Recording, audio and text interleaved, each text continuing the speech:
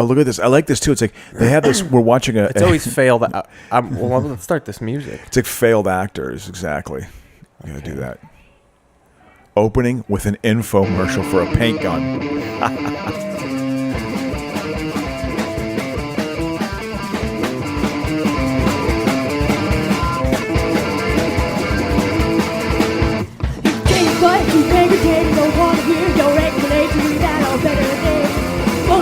All right, now it's official, bitch.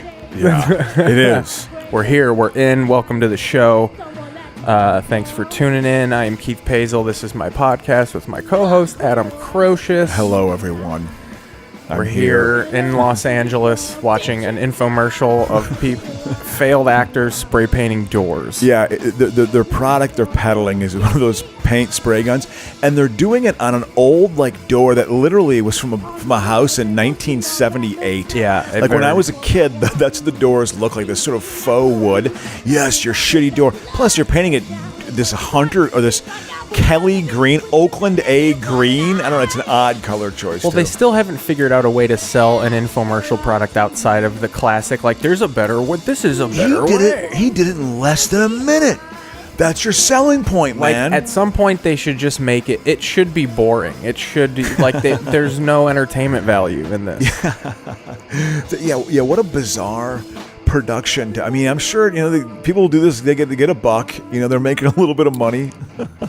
Well, I think that's their bent with it, is they want to fucking relaunch their acting career and shit. Yeah. It's a lot of C-level actors who just say, hey, this is the work they can get, and you're taking it to do it. So that's what it used to be there was one fat guy that was on a lot of these infomercials. Oh, and he was like the guy. Yeah. But he's not this fat guy? Because this guy's a fat guy, too. No, this is your real person, not real person. Yeah. When my kids, playground on their tree fort, on their shitty tree fort that I just built with cheap 2x4s, you can paint it, repaint it, and your kid's going to give you a high five. I called my wife a bitch 47 times building this. But now it's down to 13. It better last a lifetime. It saves your marriage. The spray gun. Oh, you can paint it your white picket fence. This is staple weekend television. Sometimes I almost want to move up the record dates, because that's the thing about TV is it's very scheduled. So Saturday television is infomercials during the day. Yeah. That's why I think I brought it up a couple weeks ago. I miss Andromeda. And Deep Space Nine. Yeah, and Xena and stuff. Well, now you go to KTLA and they're playing Mom is they just syndication is the new shit. Yeah. Oh, I'm sure there are some actors who got good deals who are happy as hell right now. Got a big tittied waitress here. Got a couple sarcastic moms sitting at a table ordering dinner here. Yeah, this is. She's a certified girl kisser. That's Allison Janney, dude. Yeah. She's cool. I like her. She's a girl kisser, though, right? Well, the food's nothing to write I don't know. Yeah, she bumps donuts. She does. This guy is an actor. That's fucking. He plays Frank Sinatra. He was on Reno 911. Yeah, so he's had a career. He usually plays an eccentric guy. This is the most clean cut I've ever seen him. He usually plays just released offbeat kind of character on crack. Yeah. So it's him putting his toe in the water for being a more serious comedic actor. Going for that Emmy. Well, also going for a consistent, decent paycheck. I'm sure he got paid well for this. But God, this is it's all Seinfeld derivative. This didn't exist, I'm telling you, before Seinfeld. This sort of people at the diner having a conversation, just two people. I don't say it didn't exist. Of course, it's been a staple of comedy. Well, it did. It was a straight guy but it was and a goofy show, guy. But it was a show about a diner. Back in the day, that if you ever even broached they're in a diner, is the show about the diner? They almost didn't want to involve characters that weren't going to have anything to do down the line. Yeah. It was just wait, here's the confined space that people can they thought that was the viewing palette for the audience. It can't go outside of that. So we got Live Rescue. We'll go to some Live Rescue. They canceled Live PD. Live PD was the live cop show. Wow. And that's done temporarily. I think they might bring it back when the cop fucking hate has downplayed a little bit. Have you seen any of the videos this week of the cops crying and being afraid to take food from fast food?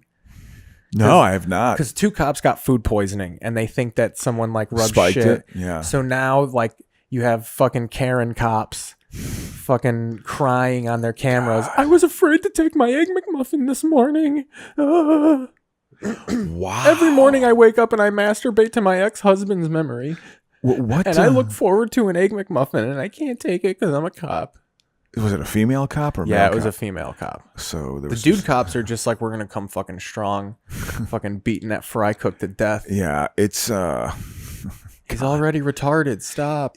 yeah, I mean, how this is all going to unfold and play out during an election year is boy, I tell you, Putin once again. So just to let people well know played, what we got, Vladimir Putin. we're well going down played. the channels. We're on Live Rescue right now. We got Shooter with Ryan. I think that's Mark Wahlberg. Yeah, put that. I've never seen Shooter. Okay. Give a little audio off the bat. This is like he's looking at old fucking like sniper footage of people trying to kill him. What race is the shooter? It's not a white guy. Mexican. That dude, he's always a character actor. Yeah, he plays like he was in End of Watch. Well, he was also in. He looks like the guy who plays Joker in Next Friday. Yeah, he was in. What was the movie with Bradley Cooper and A Star Is Born? No, and what's her face, Lawrence.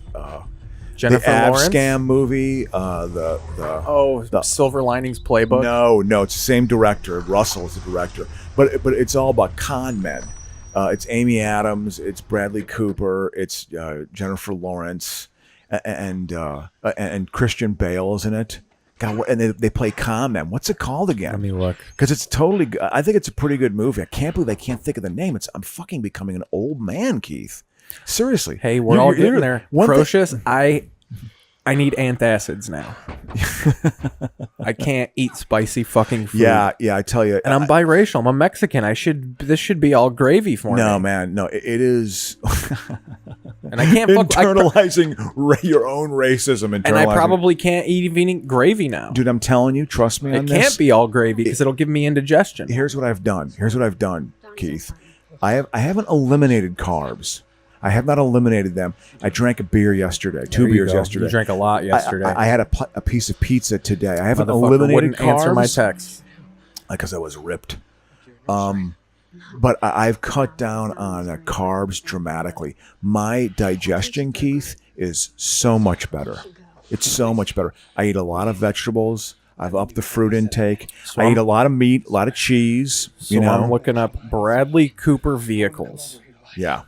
Well, this was it wasn't Silver Plains. It was the same director, that guy Russell. David O. Russell. David O. Russell. Isn't he known for like? Well, he did Three Kings, choking out his co-stars and shit like that. I don't know. I think he might have dated Lawrence for a brief time, or that might have been Ostrowski. But no. See, this is when you know you're a fucking auteur in Wikipedia. That's not a filmography. The list of Bradley Cooper performances. Yes. It was that movie that came out in 2013, maybe. So we have where they're conning each other. American Hustle. Yes, American Hustle. Okay, yeah, that's a David O. Russell movie. When did that come? What year was that? 2013. God, it was third. It's that long ago now. Richie DeMazo. Hey, fucking Richie DeMazo. But he's in that too. The point is that Mexican guy was in that. He played an Arab guy. That movie was. It's a decent movie. Was Bradley Cooper in Joker? Oh no, he's a producer. He's a producer of Joker. Yeah.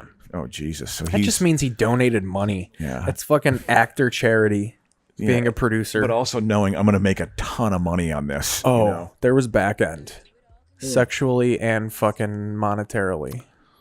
Yeah, back end. So we got Ocean's 11, Ant-Man, Dirty Jobs. Ocean's 11 is a good movie. Shooter didn't grab me. I got to be honest with you. Shooter, we went only on it for a couple minutes, man. We can put it back. There was that Mara Rooney. She's cute. Yeah. Oh, look at her. Shooter was on commercial though, right? Yeah, Shooter's in commercial. Exactly. So just do the swap thing. Okay. Oh, the little puppies. I'll watch I see doggies doing. Goddamn. They make me laugh. We need puppies at this time. I'll admit it. If you say little kid on TV now, I'm like, oh, cute kid. That's what I do now. A lot going on this week. You got the president being the president. You have systematic racism. You have misogyny. At all systems, comedians are grooming and diddling children.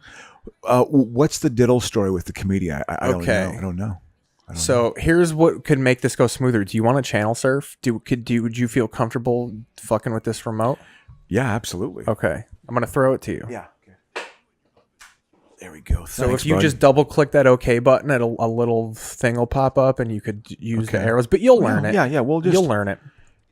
So this week it came out that does the back feature work on this?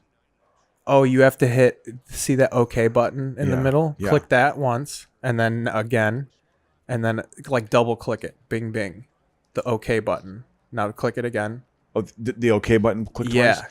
No, okay, there you go. I'm now trying to you swap between channels. Oh, it's okay. You see in it the says channel. back. It says no, back. no. You see the channel toggler. You see in between the channel up and down. There's that little back arrow. It's that one. Like you see. Oh, okay. Yeah. I see the design of it now. Thank you. This is it. This is podcast. This is what podcasting is for. Teaching exactly old men how to use remotes. So there's Ocean's 11. We're doing Ocean's 11 right now. Yeah. And then we're going to go back to Shooter. And then we can go back to Shooter. Let me just give it a shot. No, it's Live Rescue. Well, because I fucked up. So you have okay. to. It's okay. I'll figure it out. Ocean, calm down, Keith. You gave this to me, okay? We're going to be okay. We got it. I am treating you like my uncle. You literally are giving me the thing, and then no, you got to do this. You got to. Well, then take it. Then don't give it to me. I wouldn't. Jesus attention. Christ, you're all over the place. You've been drinking too much coffee. All right, that's me I've saying only that. had one glass. I've been trying to cut back. I've been drinking tea. So the comedian diddling story. So Chris, do you know who Chris D'Elia is?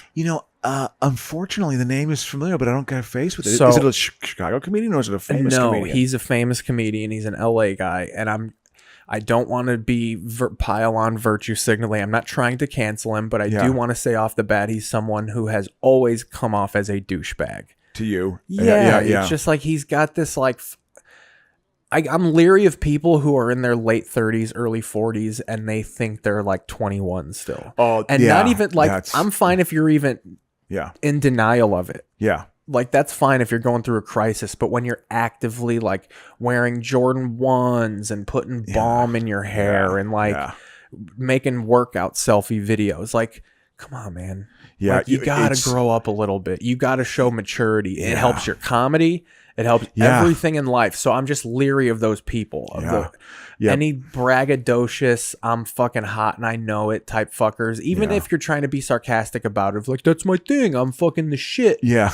But I'm not the shit. I cry myself to sleep at night. Yeah, like that. Like, we get it. You're fucking broken, but you don't want to fucking acknowledge it. Yeah. It's so interesting. He's one of those guys. Yeah, which is...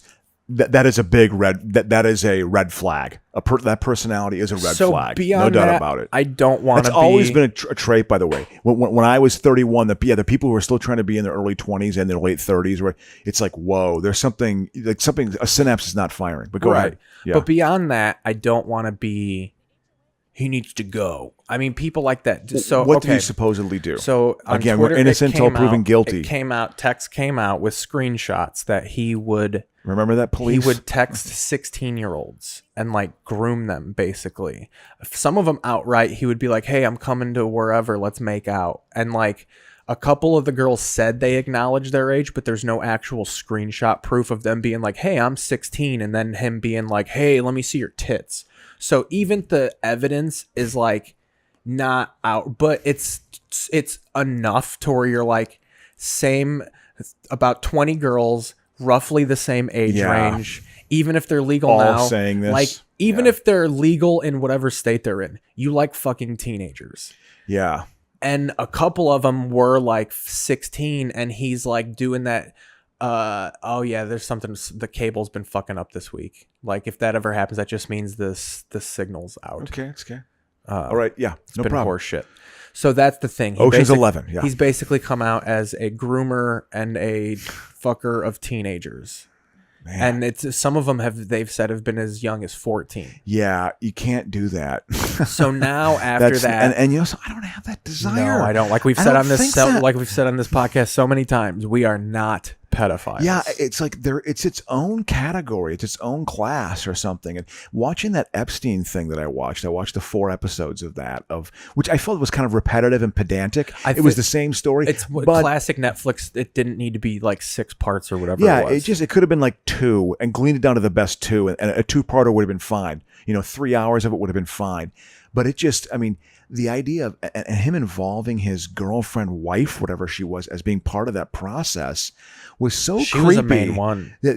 What a creepy sort of culture that you've grown up in, because her father was some extremely wealthy English London businessman, so she very much grew up in that environment. And I'm sure. Well, and then didn't her dad lose all his fortune, and he was very disgraced, so she needed to chase that. Like, I need to link up with someone who is also as big but not disgraced. And and I have to do this on the side. I have to groom 14 to 16-year-old girls who are dirt poor to come give him a massage. He had just an MO. It's like Sandusky. So then I don't know, to be that manipulative. So after the D'Elia thing comes out, so D'Elia is a guy I have no problem and I'm kind of done with the whole like,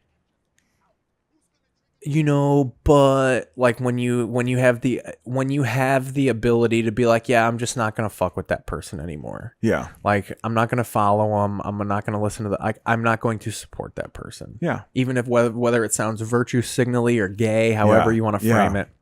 I've gotten to the point where I'm just like, well, I can't just keep this pile of problematic in my life to where I was like, I got to start throwing some of these logs off of the fire in my life. Where like some of these people aren't worth it. Oh yeah, of course. Yeah, it's not. I don't think about it. And he was one of them where I'm like, okay, I can do without Chris D'Elia. He's a piece of shit. What was his pinnacle of like? What's his high water mark? Whitney Cummings scooped him up and made him a co-star of her sitcom.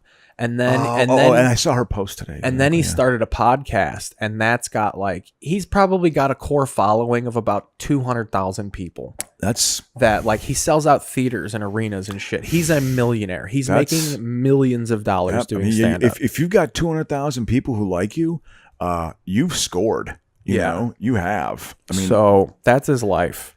Yeah. And then I guess he was using that's also damning too. It's the height of his fame. I can understand if you're like featuring. I don't understand it, and but like I could see if like all from day one, if they're like, this is his shit. It was clearly I'm famous. This is the image I portray, so I'm going to take advantage of it and fucking bang these fucking girls. These young girls who are half his age, if not younger. But then you start coming out. They start basically outing all the LA Comedy Store comedians of like clips from Joe Rogan 12 years ago. And here's where I go into the weeds of it, where like they put out this clip of Joey Diaz basically saying that he used to make open micers blow him for spots at the Comedy Store. And then Joe Rogan's laughing about it with his guest. And like, yeah, that's fucking disgusting. And like, I was probably going to start limiting Joe Rogan for my life anyway, because I've been listening to that shit for 10 years. Yeah. He has the same people on. Yeah. It's really adding nothing new to my life. I want to change my YouTube algorithm. Yeah. But at the same time, I'm not going to also say because he laughed at something hideous on his podcast that he then is this fucking gatekeeper of fucking horrible and we need to take him down. Yeah. And then so now they're just kind of following the route of like, well, who's Chris D'Elia friends with? Now let's listen to all these podcasts. It's like what you say, like it's a deep. Someone, Joe List made a great joke. He was like, I think we're trying to get herd immunity with cancel culture. Yeah. Like we're like over the last couple days, they were canceling everybody. Yeah. Basically anyone who's been on Rogan. They were posting videos of guests getting Joe Rogan. First of all, Joe Rogan and Joey Diaz are like, I would say boss and underboss. Fucking Joey Diaz is like his fucking consigliere. That's his fucking Tom Hagen. Yeah, exactly. So like you're not. So they're going after Rogan. Them. They're going after Rogan, trying to get rid of him. Yeah. Because they see that do they think he has an aggressive male voice and that's what's disturbing? Yeah. I'll be honest. And you know what? I've maybe listened to him 2 times. And it is true because the one clip that's circulating today is him basically saying that you're a bitch if you're a guy and you wear a mask. Like Joe Rogan's a big COVID, not denier, but he's a big COVID. It's not as bad of a deal. Fucking take vitamin D, shoot vitamin D into the stem of your dick, and fucking. Yeah, well, that's just he's ignorant. That it's just the way information is disseminated in our culture. It is just. But with all that said, I'm against everything that they said. Like I even hate just being like, well, of course I'm against it. Like, I don't. Everything they said was fucked up. even at the time, I remember the episodes that they had. They were from like, first of all, they were from like 12 years ago. So I'm also allowing for some sort of growth in the last decade. Yeah. Where like maybe they don't do that shit anymore. But it was still fucked. And I remember at the time being like, yeah, that's a little fucked up that they're laughing at that. Yeah. But even maybe that I think is the root of the problem is like at the time when I'm saying like, yeah, that's super fucked up. But then I'm just like, yeah, but whatever. Like, well, I mean, maybe that's even part of the problem that I wasn't immediately like, fuck this show and fuck those guys. But some of the people that I would be lying if I said that the Joe Rogan podcast hasn't been important in my life. Oh, yeah. No, like, I know a lot of people who think it's decent. He had Osterholm. That's a very good epidemiologist. He had Osterholm on, who's gone on everything and has not changed his story one bit.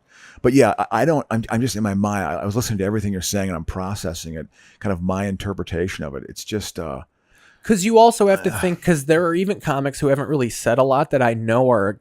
Neil Brennan came out and first he came out and defended D'Elia and was like, if you can show me definitive proof, I'll donate whatever money. And then like a day later, he put a tweet that said, Neil Brennan, wrongest motherfucker of all time. Yeah. And then today, I think he cut Rogan and Joey Diaz off because he goes, he retweeted his tweet and goes, I've won this award twice in 2 weeks.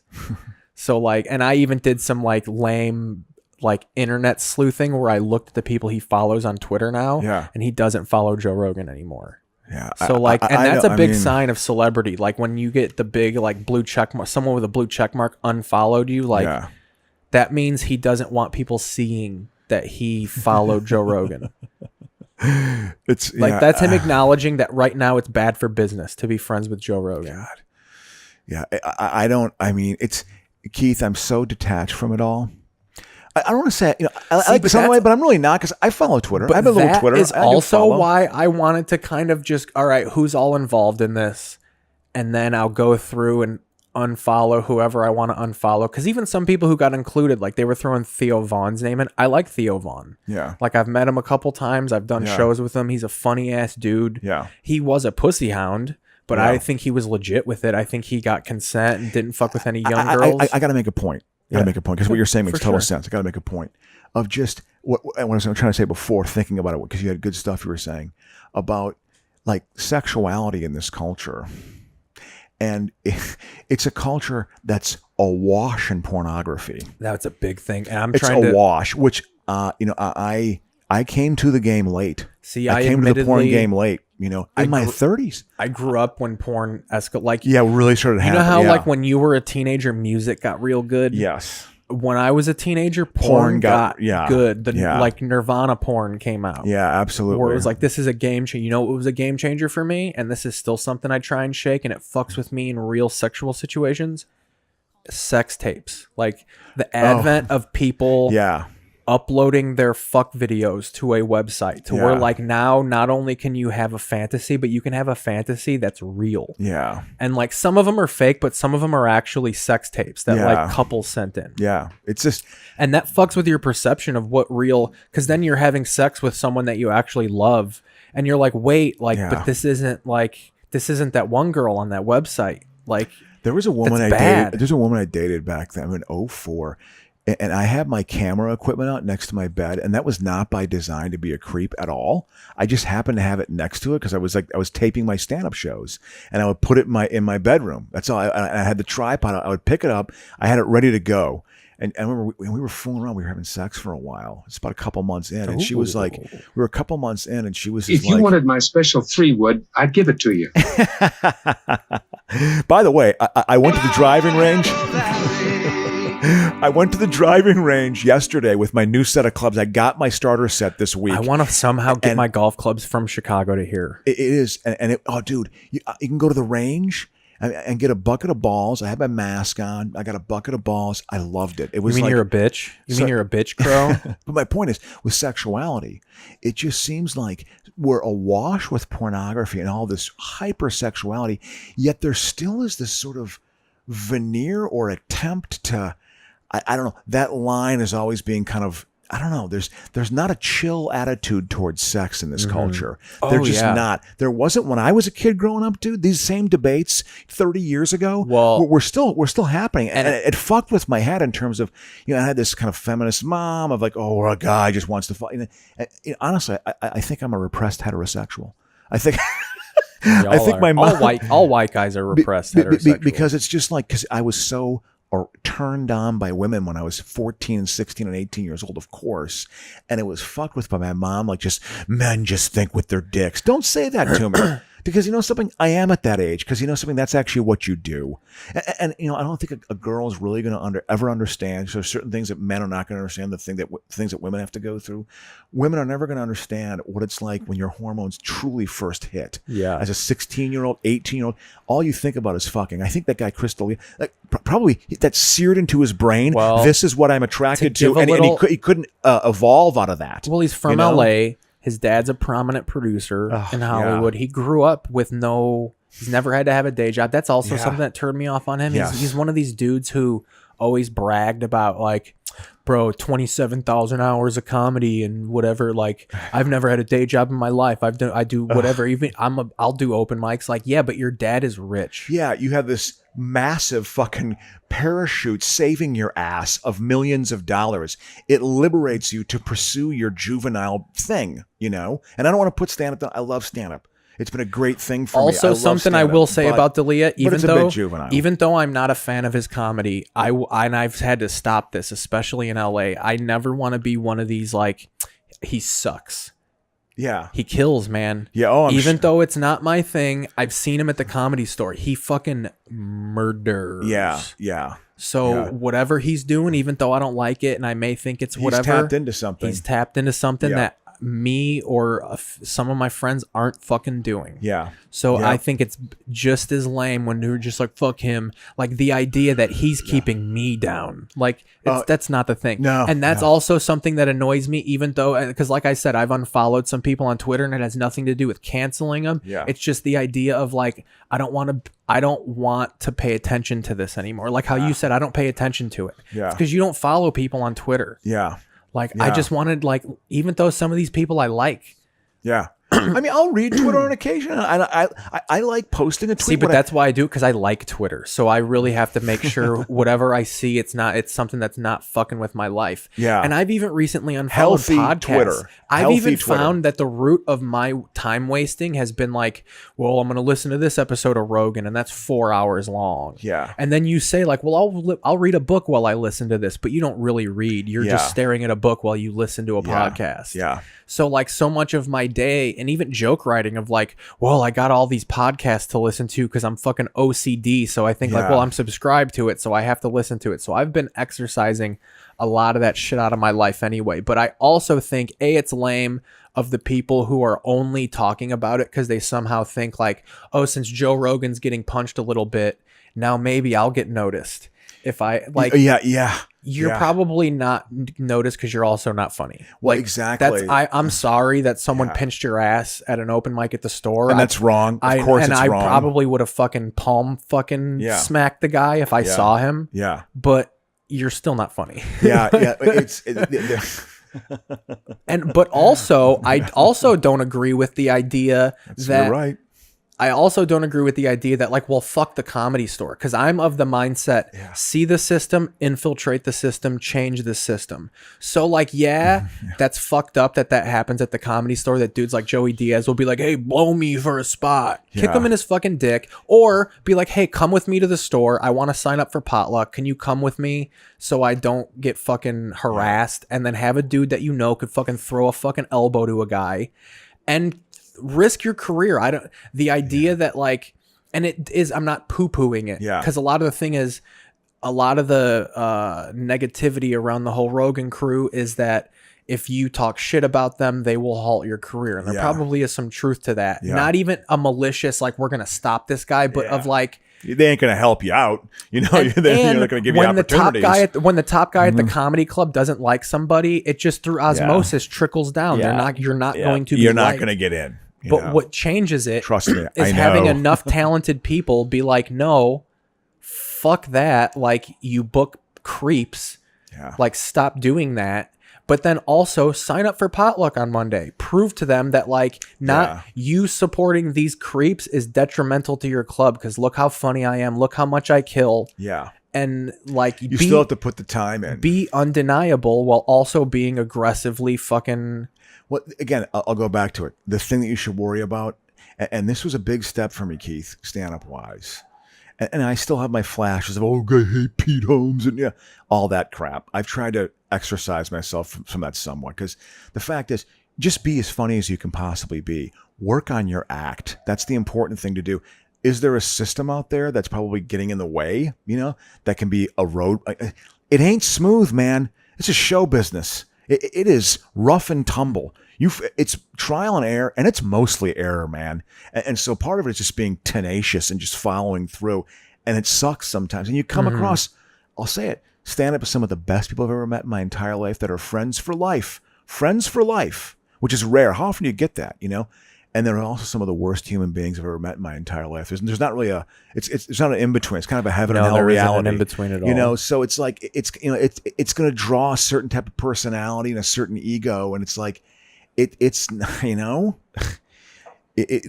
show business has always had scumbags in it.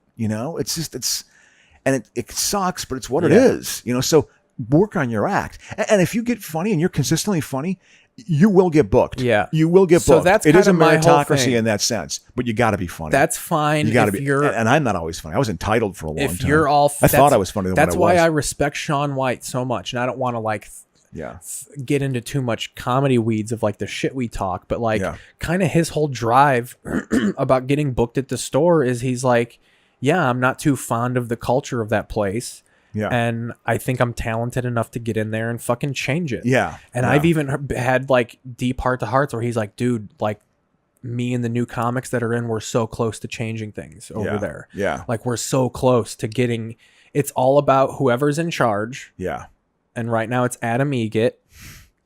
You got to get him on your side. Yeah. Like you got to get him to trust the young people enough to where it's worth it to him to give less stage time to Joe Rogan and Joey Diaz. Yeah. Yeah. Because right now it's all about drawing crowds, and those dudes sell out the main room. Of course. So I think the place is big enough for, it's got 3 different distinct rooms. I have not been over there since I moved here. I have not been there. You should come with me. The COVID thing has here's the thing, Crow. Even the thing it's about not opening up yet. Right? It's not opening up yet. Yeah. But like, even if it's not for potluck, and this is even something I'm changing, especially since Alicia is working from home for good now. Yep. I'm just gonna be up there. Like, I just want to be at the Improv in the store all the time. Well, the thing about with the store, when I lived out here back in the freaking late 90s. If I can throw another virtue signal, if you're a comic out there that's a weak snowflake, no, I'm just joking. But like, if you're ever someone who was apprehensive of going to the store because you think you're going to get bullied or hazed, dude, I know a whole crew of people that hang out at the store and are super nice. Yeah. Whatever you want. Super diverse group of people. There's people at the store. What I'm trying to say though is there's people at the store that are there and they also think it's bullshit, but they're also trying to actively change it. Yeah. Like, don't just try and it's not like removing a tumor and then throwing it in a dish. Like, do you expect to go through life and not get hurt? You got to make the body better. It's just, and I always sound dismissive, and you're a white straight man. You don't know what it's like, and okay, you are correct. But I also know that I don't get through unscathed either. It's not like, everyone's life is awful in its own way. And so if you expect to do performance and show business and not get your feelings hurt, you're in the wrong business. It's going to happen. You're dealing with people who are damaged human beings, who don't know how to behave, and not everyone's that way. Not everyone's that way. There's enough good people there are. It's a flawed character. It also came down weirdly, and this is where comedy and wrestling link. It also came down hard on pro wrestling this weekend. About a dozen pro wrestlers in the high-ranking companies got outed for vicious shit. Like with women, you mean, or something? Like, yeah, fucking sleeping with women who are unconscious and shit that was like gaslighting to where like let's say you raped a girl and then you convinced her that it was just rough sex. like shit like Yeah, that. you know. Where it was just like, I think you raped me. And he was like, no, that was just like, remember you said it was cool. Like, that's true gaslighting. Yeah. Like the idea of Undermining it. or no, gaslighting is when you get someone to believe your lie. So a simple Yeah, well, one. you're undermining them. Yeah. You're undermining like them. if Alicia Yeah. brought home milk and I drank it all in one day and she was like, where's the milk? And I'd be like, you didn't buy milk. And she was like, yeah, I did. And then I'd be like, no, you didn't. Yeah. Like, it's not here. What are you, crazy? Like, Yeah, God. You did not buy milk. And then I get her to think that she's insane. And then like, well, maybe I didn't buy milk and maybe I'm being like, that's gaslighting. Yeah, it's so bad. I actually know, I know a couple people who will remain nameless who definitely fall into that. Well, I mean, I think we're being gaslit by our fucking president, right? Well, some people are. I mean, it's pretty crazy. You know, I mean, this whole, him giving his speech today in Tulsa is, my brother called it his Jonestown moment. He's literally just trying to see who's truly with him and who's not with him. Well, I think they've said 6 staffers got COVID already. Well, but you know, I wouldn't be surprised if they're trying to like do some weird, like put a counter intelligence or a counter like misinformation campaign that somehow putting that out makes them appear to be, I don't know, responsible or playing some league. The fact that they have to sign a waiver to go in there is just so revealing when they're trying to portray it as a hoax. Pence has come out and says, oh yeah, there won't be a second wave. We're still in like the early phases of the first wave. This is a massive global tsunami, and they're trying to mess with the time frame. It's also they're scrambling. They're scrambling. It's also turning into an America only problem. Every other country is kind of winding down, and they're experiencing real curves. Yeah, we're experiencing small curves, but it's an incremental. Yeah. Like if you look at the curves, like I said last week, it's little short curves, but overall we're going up. Yeah, exactly. It means its second derivative is positive. It's yes, it's so increasing at an increasing rate. That was the news of the week. So a lot, and that's why I started unfollowing shit, because like I've been watching soccer. The Premier League came back this week, and that was a big enjoyment. Villa played a dreadful game against fucking and Sheffield that's your team, United. Right? Yeah. That's my team. Where are they at? Are they in London? Birmingham. Oh, they're in Birmingham.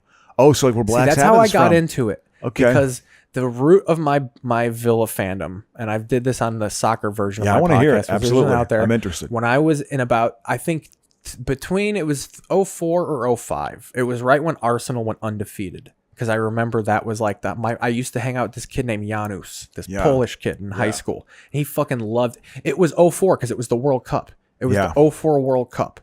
And you hung out with a Polish kid you knew? Yeah, I would just hang out with him. And in your neighborhood? Yeah, no, in high school. Oh, in high school. Okay. And he was all about Argentina. And he just started.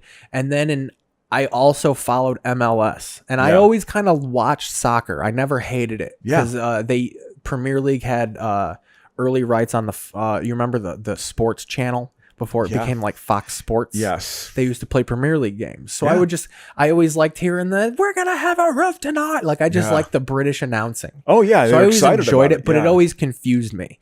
And then Chicago got an MLS team and they won the title their first year. And that kind of like, oh, this is dope. When was the first year of that? 98. 98? Yeah. It's been 22 years? Yep. I thought it was like 04. I was totally wrong on on the the timing. history. Interesting. They're not one of the original teams because the league started in 96.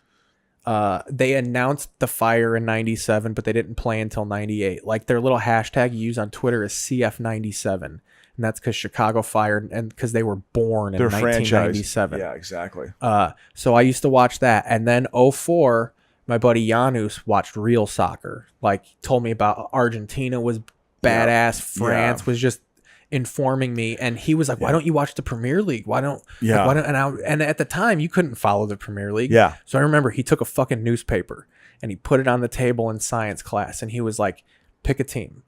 And then and he was like, but you can't pick any of these fucking teams. Like you can't pick Arsenal, you can't pick Manchester. He basically listed all the teams that are good. He was like, it's stupid if you pick these teams. Like, don't be a douche. Like, pick a team and start following them. And through that, you will fucking learn soccer. Yeah. And Aston Villa was like, I didn't want to pick a bad team.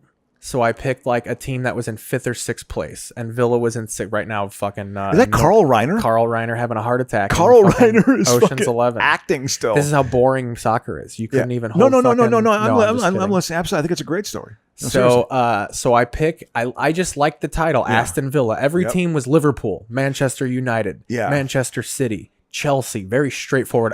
I almost picked Chelsea because I just like the name. Yeah, I like the name. And Chelsea. They're one of the forced teams. I like that it was good. A London team, but then he was like, no, he was like, I remember him saying, because it was like 04-05, because him saying like they're gonna be good because that was their owner. They had just gotten their new billionaire owner. He was like, they're gonna be good. Yeah. So that was on the table for me. Yeah. And then I was like, what about this Villa team? Like, who are they? And he goes, that's Aston Villa. They play here. And then I just kind of sat on it for a while. Yeah. And then I remember looking up sister cities of Chicago, just being a dork one day. Yeah. And Birmingham was one of them. And I clicked on it. This was maybe a year later. Yeah. Like 05. Yeah. 06. Yeah. So then, like, even the experience of me choosing a team, I was like, okay, well, now I got to watch these games, figure some shit out. And I was really kicking myself that I wasn't allowed to like a good team because Arsenal was like, you're like, I like watching Arsenal play, dude. Thierry Henry's the shit, dude. Like, why can't I cheer for this fucking team? Yeah, yeah. But he was right. Yep. So then I finally... It has to be forged. Your fanship, a true fan is forged with a losing team. That's what a true fan is forged. I remember picking Villa because I was like, oh, Birmingham is like Chicago. It's their second. It's even called the second city. Yeah. Oh, yeah, exactly. So then, and Villa's jersey's sick. They have unique colors. And Birmingham's a hip city. Like a lot of great music has come out of there, man. So I remember about 05 deciding I'm going to root for Aston Villa. And then they got an American owner, the dude, Elliot Lerner, the guy who owned the Browns, bought them. Yeah. And then they just, over the next 4 years, fell apart. And by 2015, which was 10 years into my fandom, 2010, I really got intense. Yeah. I kind of was not as, because I like other sports Lennox too. Lewis. Yeah. So then they went down in 2015, and now here we are. And they're one of the. They're not even in the Premier League. They're back in the Premier League, but they're gonna. They got demoted. They might get relegated again. Ooh, yeah. They spent 3 years out of the Premier League, and this is their first year back. But they're in 19th place, and they're. Where do you go? What's the league below Premier League? The EFL Championship. So here's how it fractioned off, and I want MLB to do this, but the way our sports are done, you can't. So in 1992. The professional soccer consisted of 4 divisions: the English Football League, Division 1, 2, 3, and 4, and Division 1 got relegated to 2, 2 to 3, 3 to 4, so on and so forth. The problem was the league negotiated television rights for all 92 teams. Because there were 92. It's the largest professional league in the world. It consists of 92 teams. Did they do it all 4, and that's what confuses Americans. All 4 divisions are professional teams. Yeah. They're just different tiers. Like Division 4 are still professional football players, but they're like barely professional. Just like how AAA baseball players. Yeah, that's professional baseball. It is, absolutely. It's just the minor leagues. Yeah, exactly. So that's kind of how it is. Yeah. So in 1992, the entire first division basically said like, we're the only teams that make all 92 of these teams money.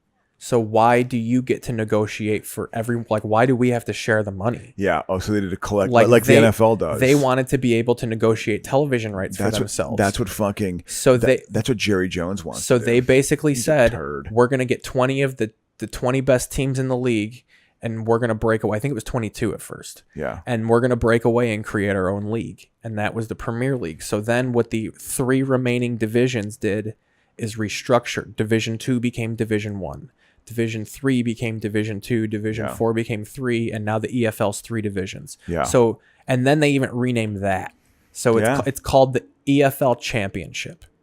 So that's what you get relegated to if you get out of the Premier League. So it's like the AAA. It's still quality soccer. League. Yeah, yeah. And it's actually the best second division league in the world. Like the teams in the championship can probably play a professional team in Turkey or something like that. Like it's a comparable league. It's not, and it's a hard. Is it better than the Bundesliga? Is it better? It's more exciting because you play more games. Like they play 2 games a week. Oh, they play 46 games because there's 24 teams. Man, they're running their ass off. Yeah. Jesus, twice a week, 90 minutes. It's a hard league, and it's generally the top 10 teams are all in it. Like there's no runaway teams. Yeah. Like it's a hard league to get out of. Yeah.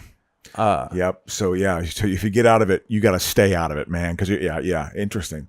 They're trying to. Yeah. No. That's an interesting. I mean, that makes sense. That makes sense as leagues. I wish MLB could have leverage and be like, "Fuck it, dude.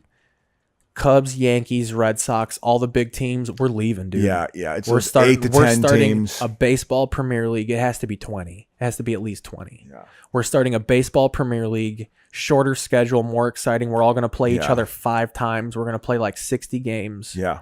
And fuck it. We're going to baseball Premier League, do whatever you're going to do. Here's 70s horror movies. But I think I think the only way for that to happen would be for them to kill the teams and recreate them. Well, because the league owns the teams. Yeah. So the Cubs would have to liquidate the Cubs and then start a new professional franchise called the Chicago Cubs and hope that the fans of the Chicago Cubs just be like, yeah, that's the Cubs now. Yeah. And just move over there. That was where the risk was, is the football league basically told the Premier League, like, good luck, we got the fans. But what they didn't count on is before the Premier League, soccer on TV wasn't a thing. And that's where American sports got ahead of everybody, is sports on television was very much an experience in America. Like they said it before 1990, there was maybe one game on a week. For what? For soccer? In England, you listened on the radio. That's crazy. It just wasn't on TV. Wow.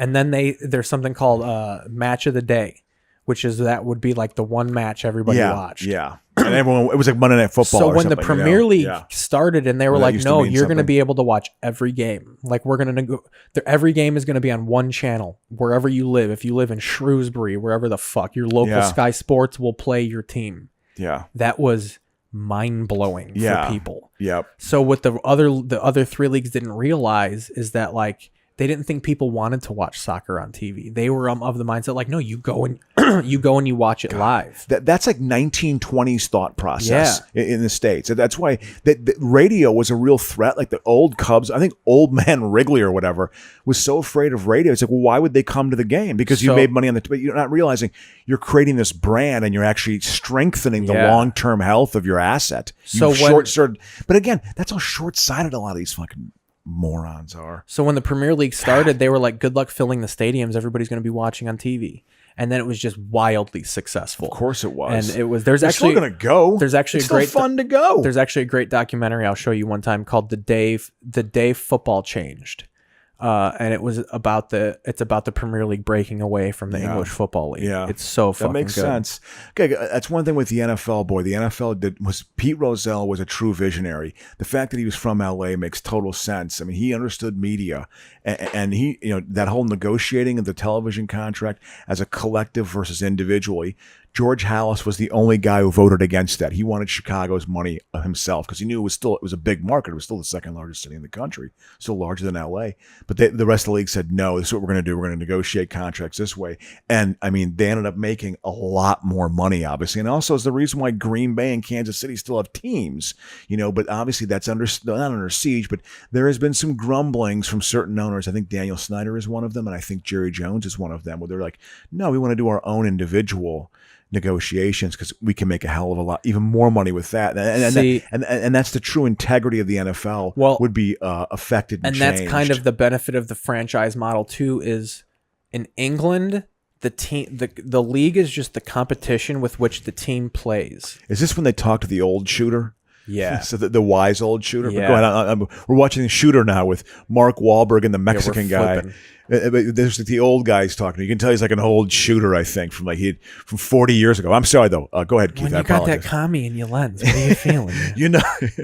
I went over to Afghanistan and I had to pluck off Ivan a couple times. What was I talking about? It was great. It was a Premier League. The idea of it breaking off and negotiating television contracts, and that documentary we were talking about, and I talked about Pete Rozelle, and then how Jerry Jones is trying to do his own independent. But you were it was on that path. I was saying where they're different is the competition is just the league is. When you say they, what do you mean by the teams? They're not owned by anything because they play in a bunch. They play in the FA Cup, the Premier League, the Champions League. Like there's a bunch of leagues you play in. Yeah.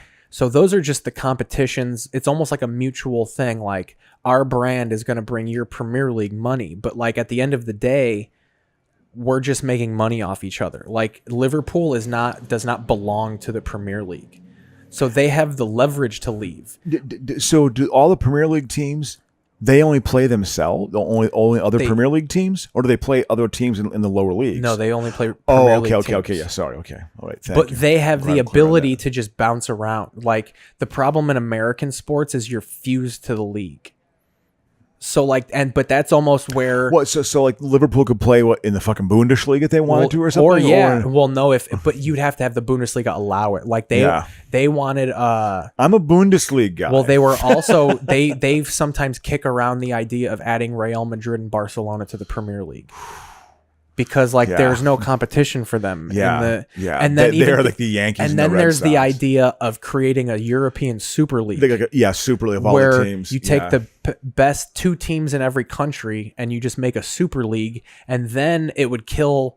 But then what confuses it is you still have all those other leagues. So then like your hopes would then be like, well, the top 4 teams in the Premier League get to play in the Super League the next year, and then that renders the Champions League meaningless because the whole idea of the Champions League is that's the best team in Europe. But if you create a European Super League, there's no need to have the Champions League, but they would still play it because they would need to make money. Well, that European Championship is as exciting as the World Cup to me. I fucking like it. I'll watch and that's where it all gets muddied. And the reason you need those competitions, and this is where American sports is kind of has the advantage, is MLB generates all the income to where in England, lowly Plymouth Argyle, they're left to their, like, as long as you can stay solvent, you're in the league. Like the league is not in charge of your bank statements. They don't give a fuck how much debt you have. Like the idea is different. Like, you know how there's revenue sharing, like Green Bay is allowed to stay because the NFL gives them $40 million every year or whatever the fuck. And the television money, I'm sure they get hundreds of millions. But that doesn't exist outside of the Premier League in the lower leagues.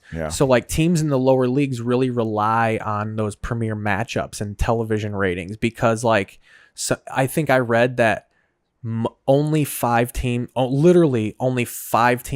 in Europe or a handful of teams make a profit every year.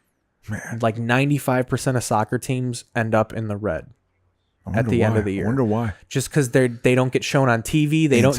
I'm sure there's tax reasons for that, and they don't get as well. And there's report a loss, and your billionaire owner is like, okay, good. And it's the competitions. If you don't get to play in the Europa League, the Champions League, if you don't go make a deep run in the FA Cup, that shit matters. Yeah. Like Manchester City's about to be banned from the Champions League possibly. And it's like they did the math. It's like $1 billion of income they'll lose if they can't play in the Champions League for the next 2 years. It's like 400 million a season. And why would they be banned? What's the reason again? Because they muddied their books. They fudged their books.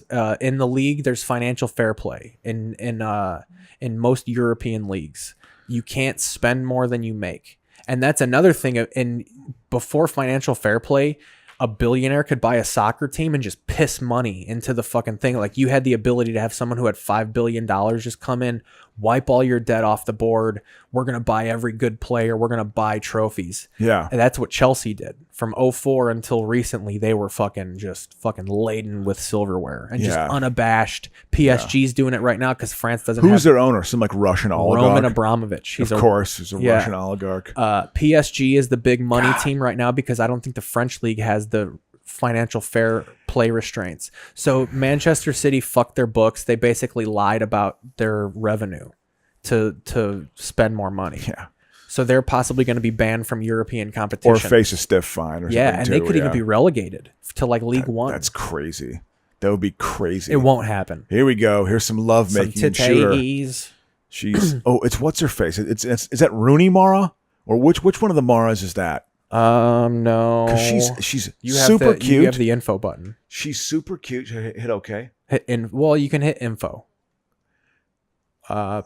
Michael Pena. That is Kate Mara. You are right. Mara, exactly. She's one of the Maras. Elias Koteas. Casey Jones from Teenage Mutant Ninja Turtles. So you can exit and get out of there. She's super cute. She might be 5 foot tall too. She's one of those like teeny tiny, like they like them small. You know what I mean? Like the camera likes, shorter guys, and like, oh my God. I like when they have the fucking spray, when they get it real. That hole would be bigger though. You'd be seeing fucking like innards and like Yeah. and like sternums and fucking bones. Casey Jones. That's Elias Koteas. He's the guy who played Casey Jones in the Teenage Mutant Ninja Turtles, and he is a phenomenal fucking actor. Okay. He's about to fucking manhandle this bitch. Where's your boyfriend? Lynchburg, Virginia, where Liberty University is at. Jerry Falwell Jr., who's a huge supporter of Trump. That scene we just saw is what it's like to get hounded at the Comedy Store. Yeah, by Chris D'Elia. Where's your boyfriend? You know, You're next. yeah. I mean, You have 15 minutes. we're making You light want of to take a sexual break? We're at an harassment. hour. Yeah, let's take a break. But I'm in a good headspace. Been going pretty well, do it. so far. I've been appreciating this. Yeah. You know, I've been trying to see how if we can stretch it to like most radio shows do 3 hours. Like I want to see if we can naturally hit 3 hours one time. But yeah, let's take a break and fucking play it by ear. It's the post-rape scene. She's been worked over. Yeah, at least they didn't. This is the scene from True Romance. Love the placement of the commercial. We go from rape to Briars. It feels good. Just a toothless child eating ice cream, the apple of Chris D'Elia's eye. All right, let's take a break. Yeah, let's do it.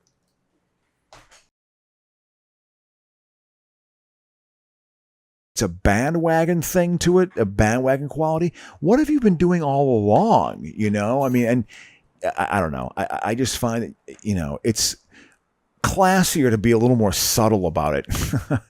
You know, and you know, you have a rare position. You are famous and you've got some money and you got some recognition, you know, and maybe you feel like, oh, by just simply what you say, you can change the world.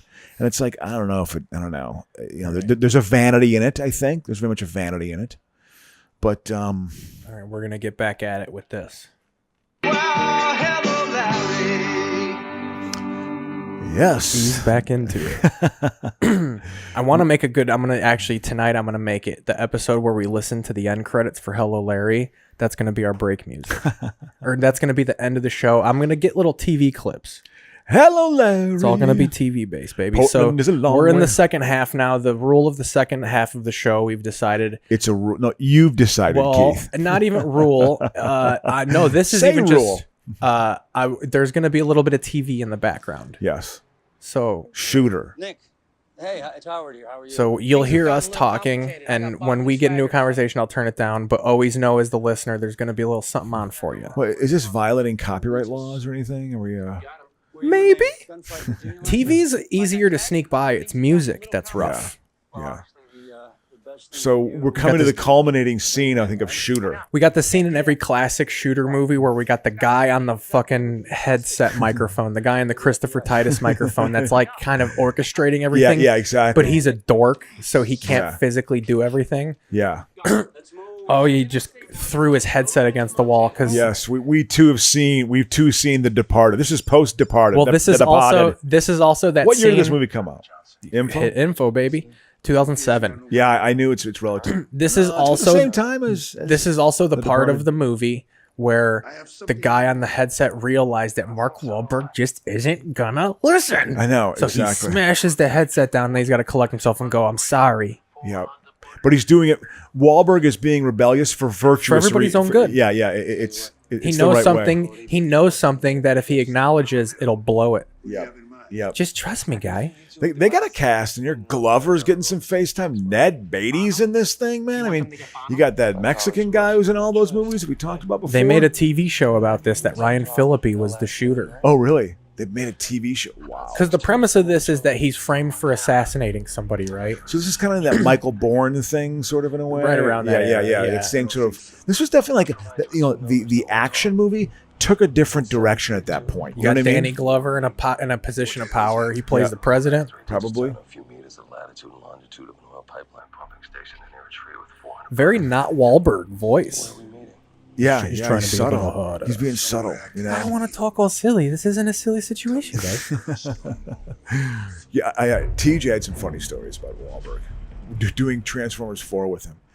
He was on CJ had his he does his COVID shows where at 8 o'clock on his balcony. Yeah, on his now balcony. those people that are are they really watching him, or is he just reacting to people that are in their normal? Yeah, and everyone's cheering and he's doing his jokes and which I think is a funny idea. Now, does he get them to notice him? I guess a few people have started to follow him who are on different balconies I saw and stuff. A newer one, like 3 or 4. I saw a newer one, and I'm like, oh, he has like an audience now. Yeah. Like, there's a couple people that like, because the first one, you could tell he went out on his balcony, noticed there were like 8 people out, and was like, oh, I'm gonna get a megaphone. And then they recognized him. Yeah. And then at first I thought, like, wait, is the clapping like being played in the background? Like, is that a track being played, or are people really clapping? Oh, I think it's a track. Yeah, exactly. And it's also some recording from the actual crowd of people yelling. Because it sounds like he's killing. Oh, I know. Like, he edits it to where he's crushing. I've seen yesterday I watched it, and TJ did a little guest spot for like 5 minutes on his show. And I was putting some messages, and I was like, "Oh, the clown has arrived."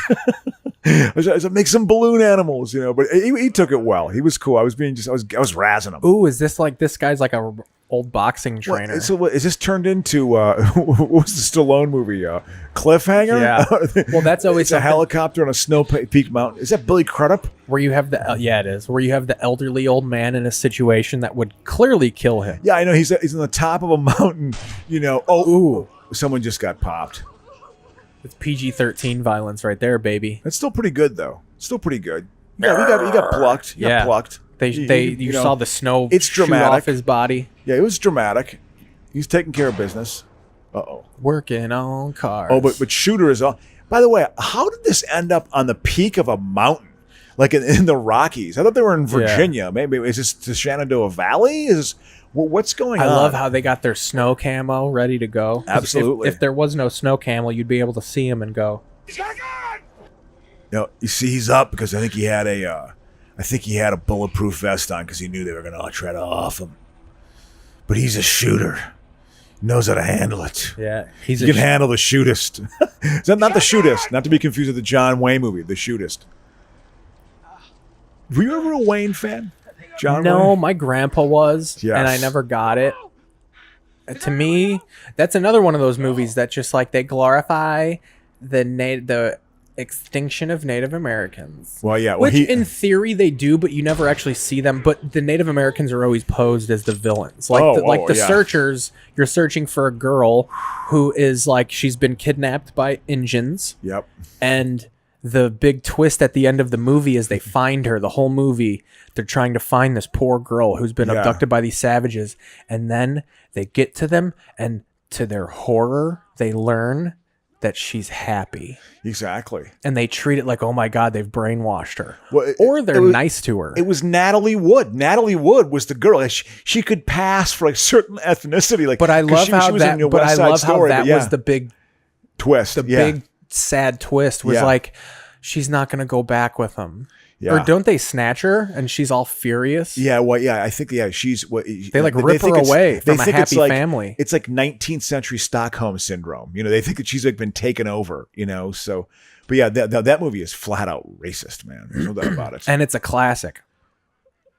But yes, my grandfather loved him. I did not. Oh, look at Casey Jones just getting cheesed. Yep. And that's another thing, like we were saying during the break, of how it's fun. Celebrities can have opinions and have all of these stances about gun control, but then also acknowledge that you freely use guns in these movies. Of course. That like if you really want change as an actor, you should say like, I'm going to make this big grandiose speech, but then I also, from here on out, I refuse to use a gun on camera. Yeah.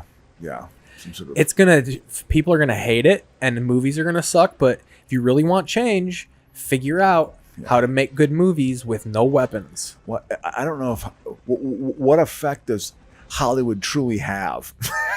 That's what I think the end game of, that's what a celebrity should go up, accept their Oscar, do your big grandiose speech about whatever. Yeah. But before it say, I'm not a role model and I think it's dangerous that we look at our celebrities. We're wallpaper. We're colorful wallpaper.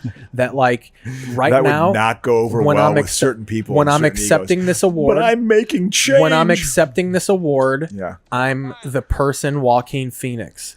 But my art is not important. Yeah. It's me pretending. But right now, I'm acknowledging as a human that the world is fucked up. Yeah. But I'm not trying to say that it's because that what I do is healing it. Yeah. Me playing the Joker is not healing it. In fact, it's probably contributing to the problem. But I also want to use my success to try and stop the problem that this might have perpetrated. Yeah. Yeah. Or at least try and sell it, because the Joker kind of was more about having empathy for people. Which I think it's not just a movie about a dude murdering people. Yeah, I know. Oh, dude, if you want to hang around after this, we should watch The Joker, or at least start it. Yeah. It's on HBO Max. I'll give you my password. Man, shit. Do you have HBO? I don't have HBO. If I have Showtime. If you get HBO, you get it and a little bit of Skinamax. There you go. No, it's but yeah, I watch there's a rotation. You know what's been on recently a lot is Almost Famous. I've been watching that. That's the dad from Rudy. That's who it is. Yeah. It's Ned Beatty. Ned Beatty, who was in Deliverance. You know, he's been around forever. Is he Ned Beatty? He was in Back to School. Is he Dick Tracy's father? I actually did not see Dick Tracy. But Warren Beatty plays Dick Tracy. No, Warren Beatty does. Yeah, and that's Ned Beatty. Ned Beatty is he was also in Superman. Yep. He was Lex Luthor's. He was his little right hand man. Exactly. The bastardization of Lex Luthor. Even though Gene Hackman rules, that is not Lex Luthor. It was, that movie was huge. I saw that I saw Superman in the theater as a 9-year-old boy. I was heavily into seeing Superman. That was true. Like Superman, that was the first true comic book movie of a more modern nature. And then it ratcheted up with Batman. It became like, I mean, because some of the Batman was the first since Superman. When you think of 80s cinema, what do you just think it's ridiculous, or what does it feel like to you? What is what's good 80s cinema to you? What's bad 80s cinema? Like what was popular that you didn't really get? Didn't really like from the 80s. Well, I think, like I've said, shit like an Officer and a Gentleman. That movie is totally good. Like, do you know what I didn't like? I'm not ashamed to admit that. I liked and Officer do you know and a what Gentleman. movie I liked as a kid, but it was only because of nudity, was All the Right Moves. Oh yeah, with Tom Cruise. All the Right Moves stinks, dude. Oh yeah, it's one of Cruise's first movies. Leah Thompson. I love Craig T. Nelson. Yeah. Yeah. Even though he's an abomination of a human being now politically, his political thoughts are fucking atrocious. But again, he's just gotten weird. This is again why we shouldn't put celebrities on a pedestal. Yeah. Because if we didn't do that, if we acknowledged, like my fake Joaquin Phoenix, that art is just wallpaper. Yeah. This movie that we're watching is just wallpaper. You shouldn't actually consider. You should consider that these guys are people, but also acknowledge that this movie existing is not bettering the world. Yeah, exactly. It's merely a market and a niche you figured out to make a buck. Yeah. You know, and fine, everyone's going to make a living, but put it in its proper place and proper context and proper perspective. Again, the idea of you're not as important as you think you are.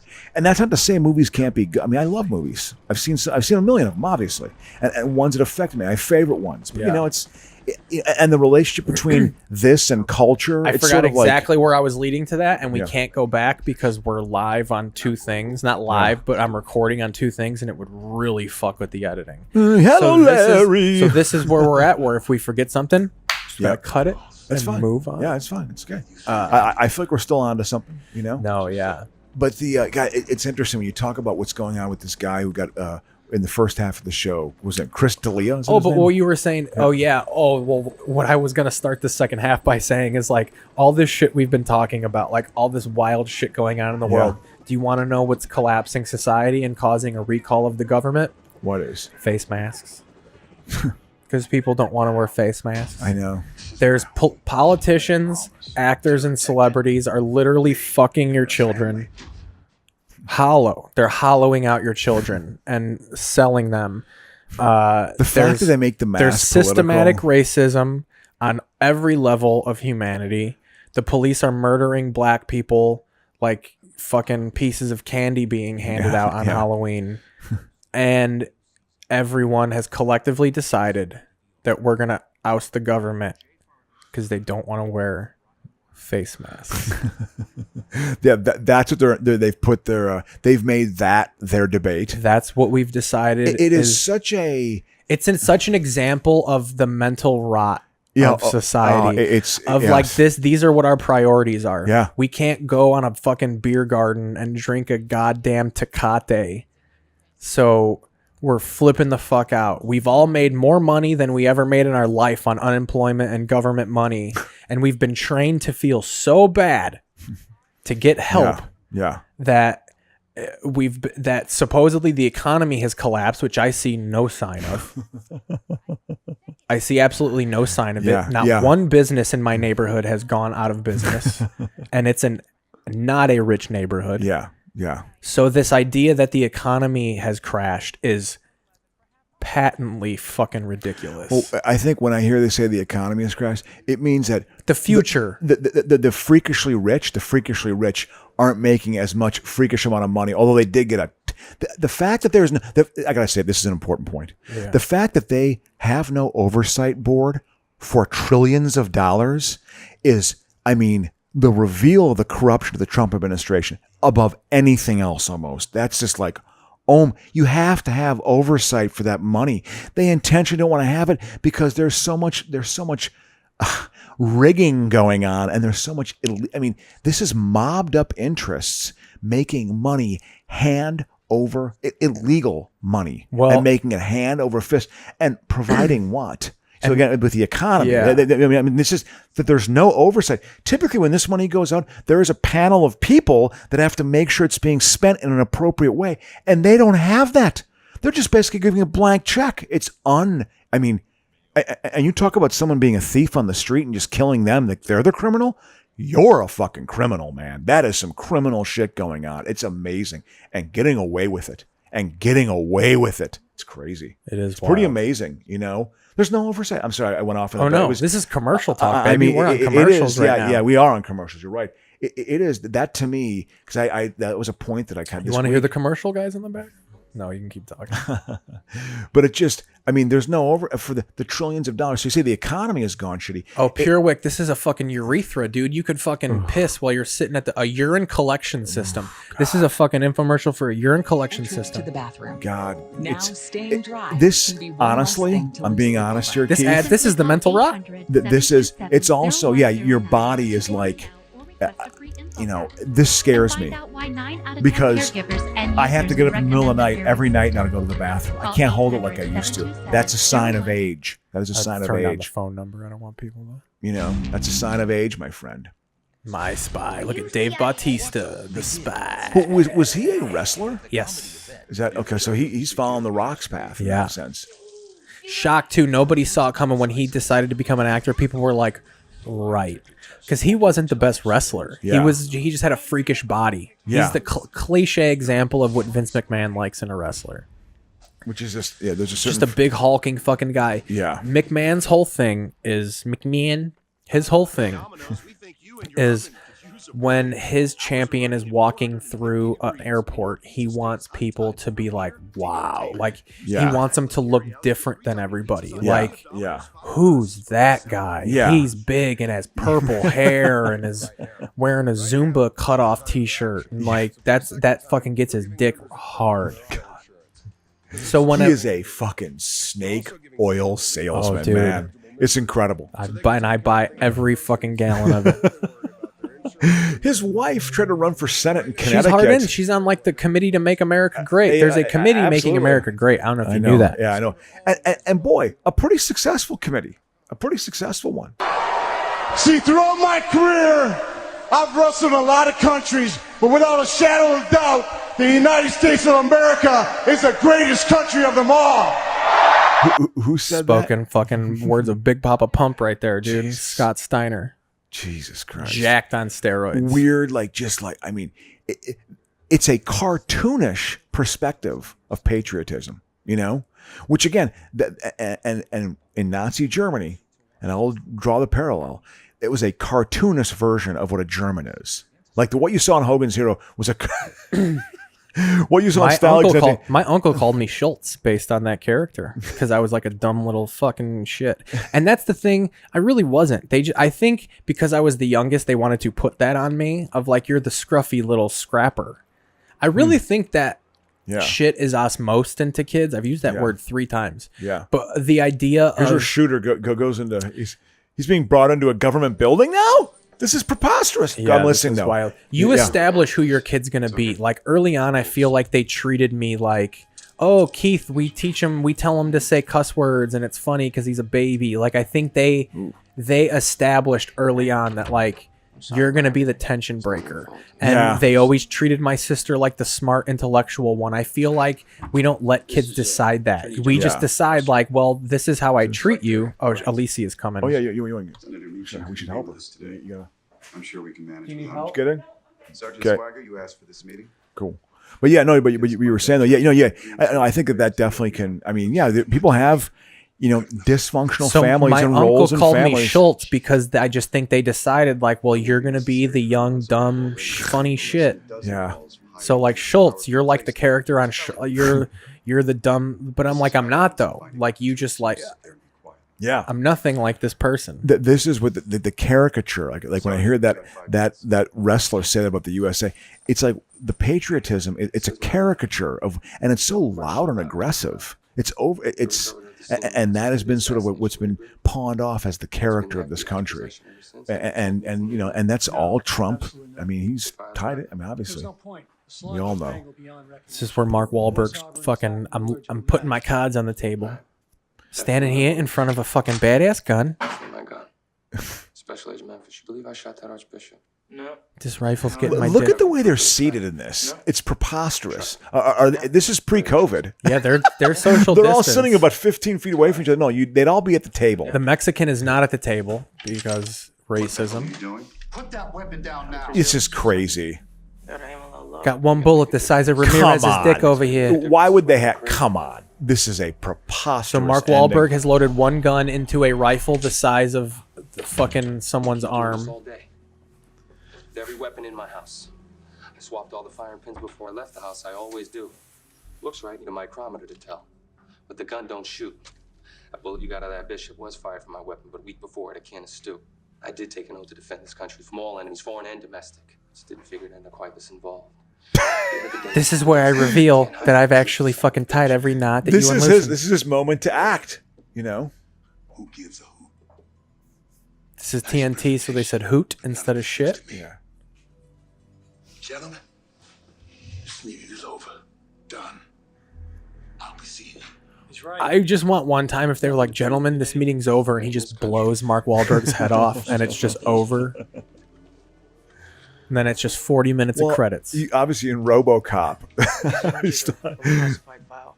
It always leads to, it can't just be something simple. Like, he's being framed for fucking assassinating the president, but it's also covering up some pile of bodies in Indonesia. Yeah. It's always covering up a genocide. Yeah. Or, some sort of, dirty thing that went on. Yeah. Although they're mining platinum out of children's eyeballs. I tell you what, though, when the Cold War went on, that shit was real. Like, again, in Central America. Crocious loves the Cold War. I do. It's, big part of your life. Absolutely. The first 22 years of my existence. You don't think the world's ever going to be different. different. The Cold War is not the first half. The Cold War is your terror. Oh, without a doubt. How from freshman September year, 11th on. From September 11th, 2001 until we're speaking right now. Yeah. The idea of someone flying something into something is an active fear in people's eyes. Yeah. It's certainly a phobia, I think, that, and just kind of the notion of terrorism, which is it's vague, which in a way is more sinister. Yeah, it's a tactic. Yeah, absolutely. Keeping you in line, and the Cold War was that just the enemy is the Soviet Union, the enemy is and Russia. The enemy is Mark Wahlberg. They would say Russia and the Soviet Union interchangeably. That's just what was said. Like, it was Russia that was the enemy. That's what is so bizarre about this to me right now is the idea that all these people have been duped again. Like, no, but these guys wearing T-shirts. Better to be Russian than the Democrat, and stuff like that. It's like literally there are people who think like, it's just weird, and now they think like, hey, Putin's an okay guy. Come on, you can't possibly think that. He's I mean, he evil. might be a laugher on the poker table, but he's a dictator. Uh-oh. should have seen the look on the Attorney General's face. This is how their day ends. And balance of speech. This is about evidence and the truth. And then you just said to him, the truth is what I say it is.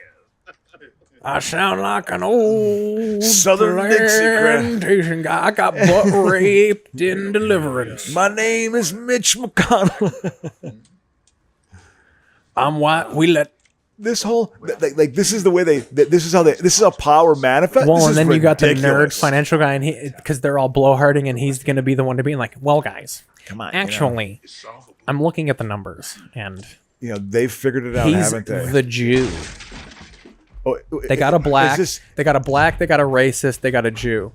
and now what? This is turned This into is Wahlberg just putting bullets in everybody. This because is turned into Braveheart. Where they're at the table. So from what I'm gathering, and this is how you know this movie's bad, because we both have never seen this, but from what I'm gathering is Mark Wahlberg has been framed for an assassination. Yes. And the government that has been helping him figure out who actually did it are the ones that are in on it. Yes.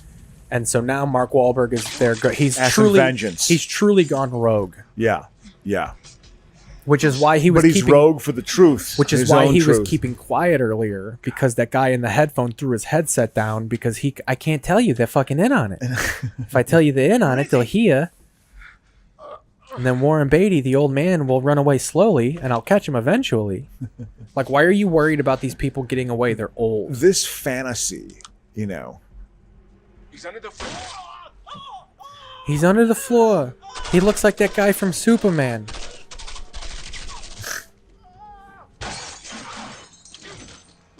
Dude, no one. There you go. No one's It's a hearing cold this. day. There's Ned Beatty's gonna get it. It'd be hilarious if they brought the banjo out. Ned Beatty gets it in the cool. If there is a terror level alert orange level gunfight in the woods and there's no one there to hear it, did it happen? To kill me. It was them. It was them. Ooh. Oh, damn it. Wait a minute. Wait a minute. I've been in these situations before. I'm an old man who's held on to power for too long. Damn fine. I am a United States Senator. Exactly. Pulling right between his fucking eyes like Bronson, dude. Puts Exactly. fucking Beatty down, man. Well, and what would be great is in real life, this would be all well and good, like you did kill him, but you're going to jail for... or you're getting the death penalty. You just murdered a federal I official. And even if it was justified, you're done. I mean, however evil you are, becoming an elected official is kind of the winning moment. Like, once you hate Trump all you want for the rest of his life, he's not killable.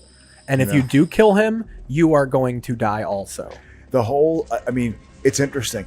Here's my theory. If The Apprentice wouldn't have become a show, Oh, that made him. it's this weird second half comeback. If that hadn't happened, He he blew would up have the cabin. ended up bobbing in the Hudson.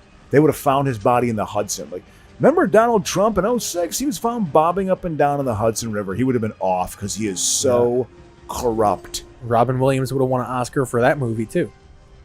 What for playing? Bobbing on the Hudson. Look at that. He just blows up Camp David. I play Donald Trump's wig. I float on the river. By the way, how did he set all the bombings up? He put it was an artificial fucking he kicked the gas line and then he put a match in the fireplace. Okay. I think the fireplace might have been like a gas fireplace. Oh yeah. He knew. Because the fire shot out of the fireplace. And now it's him and his lady taking off in their fucking muscle car. And she has a hot rod. They're a muscle car. Let's go get some fucking Wahlburgers and get out of here. Clean car too in Alaska. It's an SS. It's a super sport. That was a great car. It was a great late '60s automobiles. He's about to groom the fuck out of this bitch in pretty this car, badass. dude. Hey, we're friends, right? What do you say? I'm gonna play my guitar. What do you say you touch my penis? Well, the credits roll here. Can we pop on Roadhouse? Is that on? I could look up. That's another thing. HBO Max has fucking classics. Yeah. Let's look up HBO Max. Let's look up their Turner classics.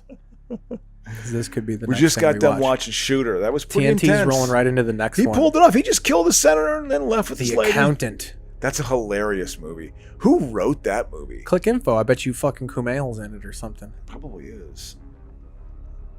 Oh, Ben shit. Affleck, No, they already- Anna Kendrick, J.K. Simmons, John Bernthal, Jeffrey Tambor, the canceled Jeffrey Tambor. What did he do? He's a dick on the set, and I guess he's real handsy, like touching small of the backs, like fucking, like the kind of guy that'll like instead of shaking a woman's hand, he'll go in for the hug and the kiss on the cheek. Oh yeah, you can't do that.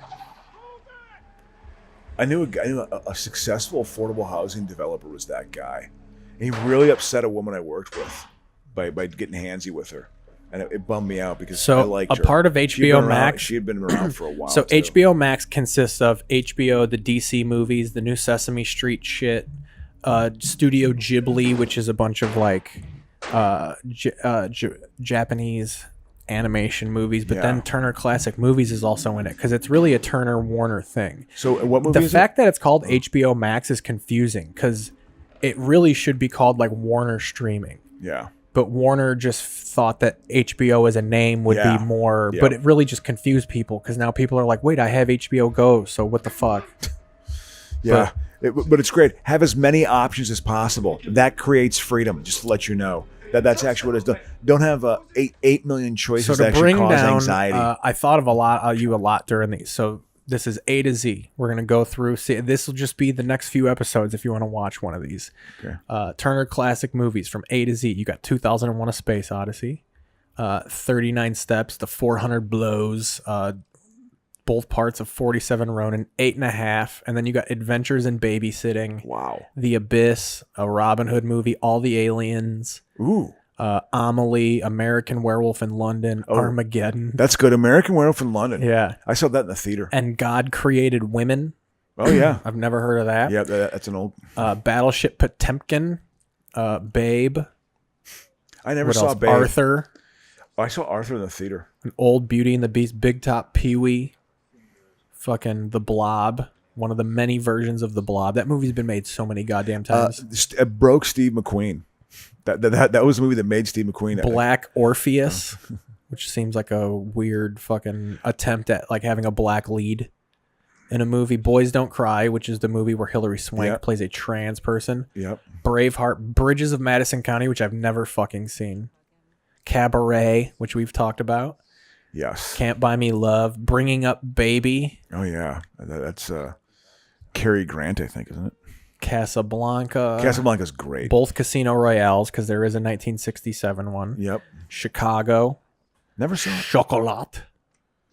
Chocolat's a movie I've never Who's seen. an accountant? Who's the? Is it Affleck? Affleck and Anna Kendrick. God, this is all the. I mean, man, this is like they got all the hits going on, man. Got Citizen Kane, Cold Mountain, Cool Hand Luke, which I've never seen. Oh, Cool Hand looks okay. It's pretty Commando, Crash, good. Cool Hand look. That one best script, the best screenplay. Critters, Dick Tracy, Deliverance, Dr. Zhivago, which I've never seen. I've seen, yeah. That's one of those David Lean movies. David Lean did Bridge on the River Kwai. He also did the Peter O'Toole, Lawrence of Arabia, which is his high watermark. And then Dr. Eraserhead. Zhivago. They have a Those three Eraserhead movies on are here. good, man. They're epic movies. If you ever watch, like Dr. Zhivago is like 3 hours long. It's actually got epic sets. Rod Steiger is very good in that.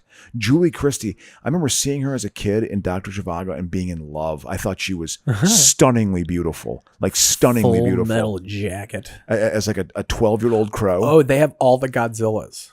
All like Godzilla. The original, all of them. I mean the ones from like Japan and shit, like Yeah. from the 60s and stuff. Yeah. That's hilarious.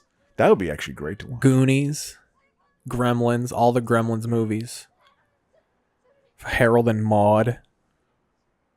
Yeah, they got a lot of shit. The animated Hobbit. Oh, I remember seeing the animated Hobbit in theater. Hobson's Choice. Those are like movies my grandpa watched. No, you know, Hobson's Choice is what's going on right now, basically saying, oh, yeah, you have the choice. You can go back to work. You know, we're not going to, it's not really a choice. It's all the it's Jaws. death or, Every Jaws. 1, 2, 3, and 4. Ooh, one is so good. It's very good. Lean on Me. Oh, I saw that in the theater. Dude, they show that shit in math class. Oh, no, what's the one with Jaime Escalante? That's not Lean on Me, right? Where fucking Edward James Olmos plays the math teacher. No, Stand and Deliver. That's Stand and Deliver. It's in the same spirit of that, though. Yeah. It's Morgan Freeman takes over. He plays a Joe Clark. He's a principal. It's like a tough love guy. And goes into these like urban high schools and basically beats kids up and kicks the drug dealers out. They have Lolita, which I've never seen. That's about a child who fucks adults, right? No. What's Lolita about? It's about a pedophile. Yeah. It's Nabokov, man. I've read the book. It's actually a pretty good book, but he is a pedophile. That is It's actually a pretty hot book. But no, he's. But he. I mean, it's a known like classic. They got literature. Misery on here. Never saw that in its entirety. Mr. Holland's Opus. Never My saw Dinner with Andre. That's a movie I've always heard of. Oh yeah, I've seen that. Famous indie movie. Oh, it is. It's just a conversation. It's like what we're doing right now. My Left Foot. Only good. You know. Hey. Don't fucking downplay us. Network. They have Network. Network is a good movie. I've seen which that. is a movie I've confused with fucking the comedy one. Have you ever seen Network? Broadcast television. Broadcast news. No, Network is. Network's great. Have you ever seen Network? Yeah, I watched it because I was hanging out with someone one night and I was like, hey, let's watch this movie. It's really funny because I thought it was broadcast news. Yeah. And boy, was I wrong. But did you actually like Network? No, then? I liked it. Albert Brooks, but it's not a comedy. Yeah, it's like a dramedy. Yeah, absolutely. It's a satire. Like there are some funny parts because Albert Brooks in it, but overall, it's about how like this news organization is getting their balls ripped off. Oh, broadcast news. Yeah, Nicholson's in it. Network. Isn't Network about like them competing with fucking or something? What Network is? It's a Sidney Lumet movie. The 70s was his era of film, and it's about a fourth upstart network that puts on like basically it basically predicted Fox News, and sort of what entertainment was going to turn into, and they turned this one guy who was on a different network who had his last day being a broadcaster. He goes crazy on air, and he pulls the window up. I'm mad as hell. It's a very late 70s New York movie. When New York was truly falling apart. Right? Albert Brooks is broadcast news. Yeah. Network is Robert Duvall. Faye Dunaway is in it. It's also got God, who else? William Holden is in it. He's actually really good in it. It's got a bunch of known actors, like actors of that era too. And Beatty's in it. Beatty's great in it. Actually, he plays basically the chief executive, Peter Finch, who won the Oscar, even though he died after it was finished. But he's the guy who's the newscaster who literally has like manic attacks on air, and he becomes this huge phenomenon. He's 30 million watchers a week.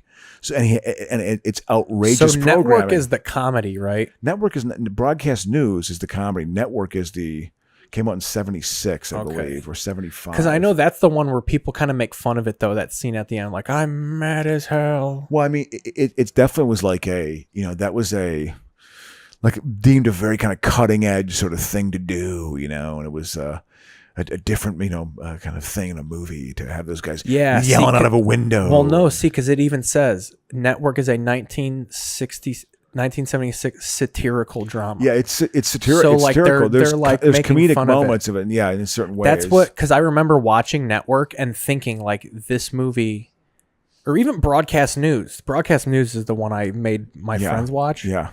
The movie's not funny. Yeah, it's Holly Hunter. Yeah, and it's Albert Brooks and William Hurt. That one, Broadcast News, is more just about inner fucking turmoil. Yeah, within the news. At a network. Yeah, at a newsroom. And I remember really disappointing people, being like, "Oh, this movie's funny," and I'm just like, "This isn't funny." It's like that episode of Seinfeld. There's nothing funny about this movie. Beaches. She's crying during Beaches. Beaches is not good. Oh, I tell you what. It's about. Do you know who likes Beaches? Leah Berman likes Beaches. Well, yeah, she likes anything with Bette Midler in it. I tell you what, Leah Berman is a working man's Jew, and I respect her. I do. She's like, she's like Bobby Buds, So, of course, Roger Ebert liked fucking Broadcast News. Yeah, it came out in 87 or 88. Police right? Academy, yeah, 87. Year I was born. Lucky 87. Raising Arizona, which I've never seen, but I hear it's You've not never good. Seen? Is it good? You've never seen Raising Arizona? That's one of those movies that like super high quality, like dorks be like, that movie's so overrated. Yeah, well, they don't know what they're talking about. Well, no, they just like other lower ones. There's this fucking Coen Brothers movie that everybody loves, The Hudsucker Proxy. Yes, I've seen. Everybody's like, that's their best movie. No, it's God. I've never seen Raising it, so- Arizona was a breakthrough. It created a new way of communicating, and like it's that important of communicating and comedy. It's a great movie. I mean, you watch it now; it's got all of the themes of Coen Brother movies. You know, even their dramas have the themes of Raising Arizona. All of their themes are covered in Raising Arizona. They have A Star Is Born, the old one, the new one, and then the one from the 70s. 70s is so fucking bad. All three of them are terrible. I never saw the original. A Taste of Honey, Teen Witch, the old Teen Witch. Fucking the Thomas Crown Affair. The 90s was a big lawyer movie. Oh, absolutely. Lawyer mixed with some devil ritual type shit. Absolutely. Devil's Advocate was in the 90s. The Client had a whole... It was always like, again, it was the classic of the guy running with the tie over his shoulder and a white shirt. It's funny what's classic now because he's running so fast. They'll literally have like To Be or Not to Be or Tokyo Story, which is shit from like the 40s. And then they'll also have like Critters and Uncle Buck. Like those are also classics now. Unbreakable... Yeah. Never saw it. Unbreakable's fucking fantastic. Weird Science. I know people who criticize Weird Science and say Weird Science is just not good. The only thing I know about Weird Science is the scene is Anthony Michael Hall being drunk and being pulled over and being like, he doesn't have a license, Lisa, or whatever. Like, I did not like Weird Science as a kid. Weird Science is the underrated of the Hughes movies. I will go to my grave because they go, you know, it's they really make a goofy. broad. Yeah, they What About Bob, which is a fucking childhood classic of mine. Never saw it. The Wizard, which features Jenny Lewis from Rilo Kiley, which features like. Mitch McConnell is in The Fred Wizard, Savage. and then his right hand man is Stephen King, the now who lost the Grand Stephen King. Wizard. That's the Grand Wizard. That's the movie he's in. The Wizard's about a little kid savant who plays video games, and Fred Savage is his older brother, and their whole movie they want to escort him to. He's being like abused in this fucking foster home, so they've realized that this kid's a video game savant. So they go across the country to this Nintendo tournament to like win all this money. What movie is it again? The Wizard. Oh. This movie debuted Mario 3. Mario Brothers 3 debuted in this movie. Because at the end... what year did that come out? Let's see. Ooh. Got some fucking loner music happening. Yes. This is establishing that Ben Affleck... Oh, isn't he autistic in this movie? Yeah, exactly. That was the opening scene. Is he has a jigsaw puzzle and he has a nervous breakdown when he can't find the final piece because it fell on the floor. 1989, The Wizard came out. Don't like 1989. God, that era of film, I have no memory of any of that crap at that time. I was in college. Bright lights make me have seizures. Does he? Dude, that's what he goes to sleep with. He's not autistic. He just likes to live in the Matrix. Well, he's he's playing 3-dimensional chess. See, this is the flashback sequence to him being a kid, and him having like the flashbacks to him being a little queer. Would you shut up? You shut up. And then You've Got Mail at the back end. I got Xanadu. I never had freakouts like this. Well, you weren't autistic. I mean, but I feel like your generation, everyone did. Like they wanted to. That's some real Spectrum type shit. Okay. That's beyond like that's like you don't know why you're doing what That's you're Sean doing. Flannery's oldest kid, I think. I don't know if you. Yeah, I mean, I've heard. Yeah, I mean, I have actually never witnessed anything, and I've always gotten along with him very well. I actually kind of like him. Now the thing, what's good is, and this is the problem about deal with parents that fucking deny autism is if you catch shit like that early on, you could mitigate that. Yeah. And you could go through occupational therapy to where these freakouts are minuscule. Yeah. And if they happen, it happens for 5 minutes. Yeah. Like it really is about nipping that shit in the butt early. Yeah. Well, maybe he is. Where you headed again? Okay.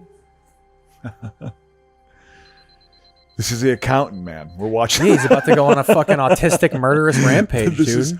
I think he's managing it. He's managing it, but he knows. But he's gonna at some point he's gonna have to not struggle. manage it. Yeah, he's struggling. It's a struggle for him. Well, what's great is his autism obviously crescendoed into a lust and a talent at killing things. That's what I think is funny. Like, he just had these freakouts as a kid, and then he got the taste of blood. Yeah. And they quelled it. And then now, since he can't taste blood to quell his autism, he has to take medication, but he's about to be asked to get off his meds and go back on blood. This whole... I find this peculiar that they have this show, like when the uprising is happening, it's just like, okay, everyone out there, you're getting your gun. You know, there are just right wing. I wouldn't even call them right wing, just paranoid people. I wouldn't politicize it. Militia type who were folk. just like, they got their guns out. You saw the Crown Point, Black Lives Matter. Oh yeah. At the end of the Crown Point, Black Lives Matter. Whatever protest. Something we can get into. People had their guns all down. You can't point them at anyone, but you had them down. It's like, Jesus. Oh, he's got an Christ. arsenal. Ben Affleck has a fucking arsenal that looks like the freezer of a restaurant. Well, he's an accountant, and he's got a lot of cash. And he lives in a fucking RV. What sort of weird model of masculinity are they actually portraying with this? They're going all... Well, this movie, I think, was the start of Hollywood trying to normalize shit that is considered bitch stuff. Like, he's autistic. He's a dork because he has that lightsaber. Yeah. He's got all these things that, like, he's basically a snowflake, quote unquote. But he's also this murderous badass that, like, he's the hero that you need, but you also have to kind of, like, coddle him, or else you can't do what you need him to do. It's very millennial. It's a millennial very, theme. very much so. You know, it's like, he's special, but you have to, as opposed to my generation was still the end of like, God damn it, suck it up and deal with it. You know, like, I'm not saying that's necessarily the best way to deal with things, but I'm just saying that was sort of my, or my action hero, it was Rambo or Arnold Schwarzenegger. There was like this hyper muscular sort of, which Schwarzenegger. There's still a market for that. You know who was my guy? It was fucking Bruce Willis. Well, yeah, that to me was a change of like kind of a regular guy, was kind of a tough guy and kind of street smart. Like that definitely, Die Hard was a definite shift in the action genre. I feel because people kind of laughed at it. I remember watching behind the scenes of the film, and people were like, "The guy from Moonlighting is absolutely going to be in an action movie." Oh yeah, and Moonlighting was a popular show, but it was like there was this leap, like really, like that just didn't sit well, but he hit it out of the park with that. He created he still that is what people identify him as. I mean, that is a important. I never really took him that seriously as an actor until Pulp Fiction. You can't go back, you understand? You can't go back, you understand? You just think about the air hugging you. You know, he's like teaching him he's giving him occupational therapy as a criminal. How to like deal as being an accountant. Yeah. You think of the environment as your thunder blanket. See, kid, you like trains. Think of the bullet as a train and the guy's temple as the station. Send the train to the station and quit being such a fucking retard. It's the mod. It's I don't know.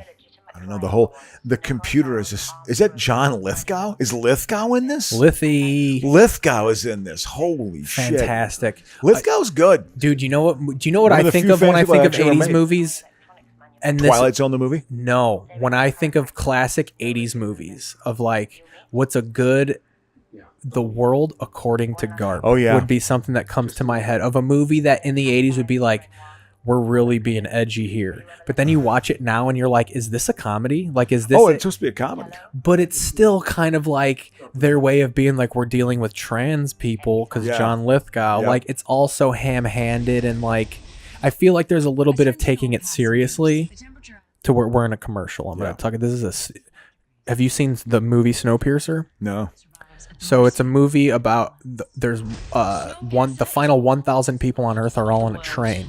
And the train is stocked by class. So the people at the front are all the rich people, and then at the back you have your poors. Exactly. And the movie is about an uprising, about the people in the back trying to get to the front. Yeah. And the show kind of gives more backstory to where you find out that the only reason the people that are in the back is they snuck on, like when the train docked, like right when the world was ending, and they got everybody on their little ARC train. Yeah. They like did a coup and snuck on. So they're essentially like, it's like if you were getting in a car and a bunch of rats got in the car with you, but you had to leave, like, or else like, we can't go back or we're gonna die, so we have to live with these rats in this car. It's how the wealthy deal with them and manage them. That's Those are good themes. Those are good themes you're dealing It's with. Stuff, the dude who made the movie is the guy who made Parasite, the guy who won the Oscar. I watched like It's one of his 45 minutes of movies. It was good. It's what one I of watched. it's one of 2 movies he's done that's in English. Wow.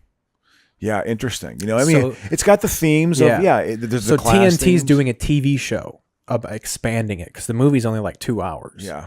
So the whole first episode was like giving backstory to everything, and it was really good that they kind of did the backstory well to where you weren't rolling your eyes or anything. You're just like, this it adds to the movie. Yeah. Like they don't want to replace the movie. Yeah. Like you can almost still put the movie in this show. Yeah. Yeah. No, it makes sense. Interesting. Where are we at, Keith? We're at about 2 hours or so. Do you want to close it I down? I'm running a little bit of steam. We but talked about autistic Ben Affleck. We got into Exactly. some real meaty issues. We did. We talked about Trump a little bit, of course. And, I wanted to just follow. I was thinking a lot about when I've wept during sporting events. And I'm going to say something here. This week, one of the things I watched, I looked up a 1980 playoff game between the Vikings and the Eagles. When I was 11 years Who was old. quarterback? Was that Jaws still on the Eagles? Yeah, Jaworski. That was his true breakout year. I don't think he was the MVP of the league. I think Brian Sipe was that year, but it might have been Jaworski. But the Eagles, and I was The Jets exposed were to good them too, right? The Jets were decent. Because they had the New York O'Brien. Sack Exchange. They had a good defensive line. They had a Mark Gastineau and Marty Lyons, and also Joe Klecko, who was in all those Cannonball Run movies. But Reynolds always liked a good football player in a movie because he related to him. But my point is, I watched a 1980 playoff game of the Vikings and the Eagles, and I did not cry. But I remember watching that game. The Eagles were 12-4 that year, and the Vikings were 9-7. The Vikings had to go on the road and play them in Philadelphia. And the Vikings started that season terribly. They lost to the Eagles second week of the season, 42-7. In a game I remember watching and being like, holy shit, the Vikings are a bad football team. This is going to be a rough year. But the Vikings pulled it together in the second half and had the second best record in the second half of the season that year. I remember that too. They were 6-2, and then they were 3-5 in the first 8 games. They were 6-2, and they had the second best record in the NFL behind the Falcons, who were 7-1. And so the Vikings were playing very well, got into the playoffs, and got up 14-0 on the Eagles in the vet.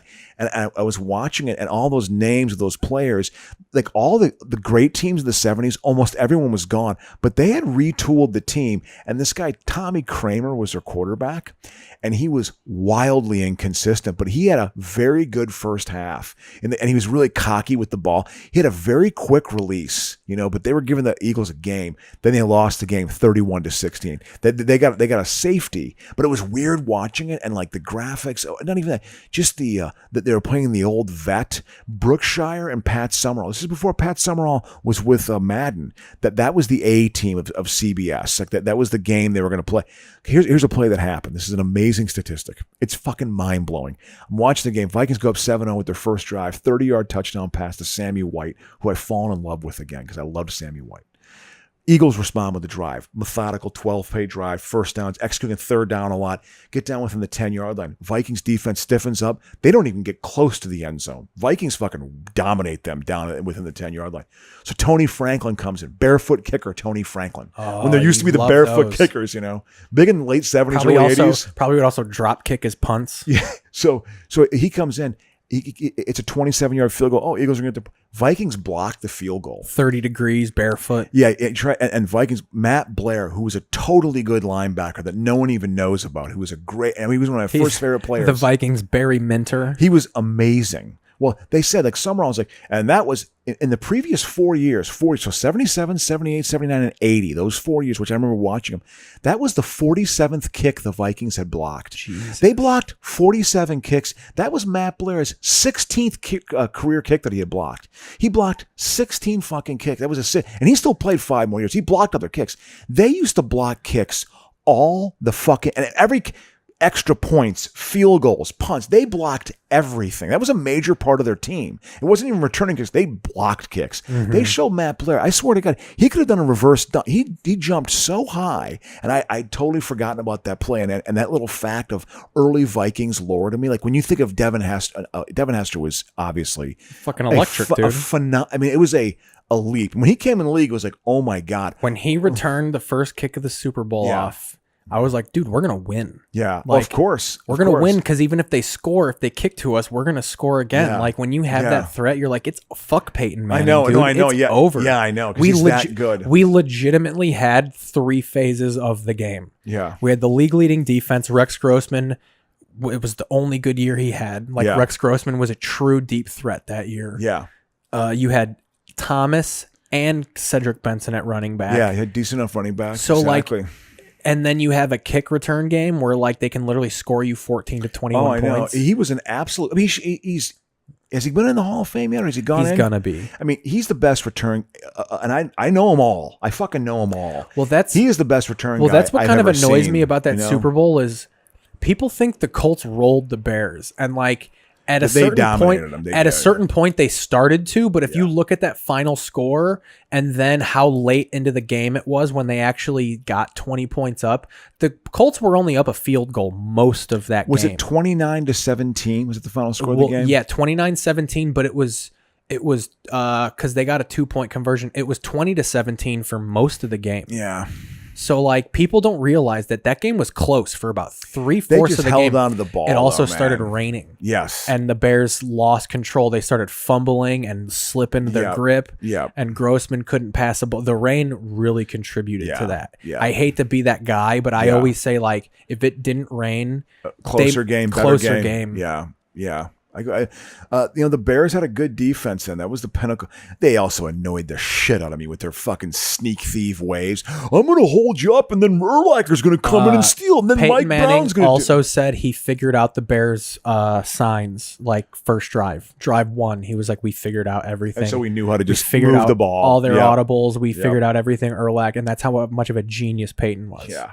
That like series 1, like you like that's why if you watch it, I think they went 3 and out the first series, and then Peyton was like, all right, let's go to the sideline. Yep. I saw some things. Let's fucking break this And down. they basically just kept the ball. They didn't get. I think the Bears had time possession of like 16 minutes that game. They just kept the ball the entire game. I lived in Wisconsin at that time. I had moved up there when I ran out of money. I had to go up there and live in fucking Madison for almost 2 years. Ooh. Boy, that was a yeah, because when I met you, you had come back. You had just come back Yep, down. exactly, absolutely. You went up at Chuck, and it was a big moment in Chicago comedy. You know what? I actually got excited about NFL football and then immediately disappointed because the Bears had this big team meeting post like the riots. And I guess it was this galvanizing. Like all the players were like, they got on the Zoom and they were like, dude, we cried. It was like Akeem Hicks said like some players that were not in good standing with each other like really bonded. They were like, it was a big one of those cliche like cry moments, and I was like, damn dude, they're like that shit matters in football. So I was like, dude, they're gonna like that at least adds to the gelling as a unit type of thing. They're gonna play. They're just not gonna have crowds. They're gonna play. Well, they're gonna have to play. Yeah. They're gonna have to fucking play. The country is going to demand And then it. you got news of like they finally interviewed Trubisky and like, what do you think about the Foles thing? And he was like, I was pissed off. Like people were excited because he was like, I was fucking pissed. He was like, but in a good pissed. Like I'm going to play. Like it really lit a fire. So people were like, oh my God, like all these reasons to be excited about football. And then Fauci comes out and he was like, the disease is coming back. Yeah, of course. And I don't Yeah, think, and he was like, I don't think the NFL season's going to happen. And I was just like, oh man, like I had all these reasons to be excited about the Bears. Mitch is pissed. They're all brothers now. Yeah. Well And I I'm mean, like- I think they're going to, I mean, I'll be curious to see how that plays out. If they don't do it, I mean, then every player's got to get tested and they can't have crowds. It's just got to be like watching the Bundesliga. You know, you watch it, it's like, you know, it's still quality play. You can still watch it. It looks different. You know, Yeah. it looks different. Well, they pipe in what I like to. They give you an option. They pipe in crowd music. Yes. And then you can also go to the website and take it off if you want to. And just, watching. Yeah, absolutely. A lot of things to be excited about, though, guys. We'll see you next week. Thanks for listening. Finish the rest of The Accountant if you want to. Go watch TNT. All right. All right. See you guys. Bye. The Accountant. I like how they just turn.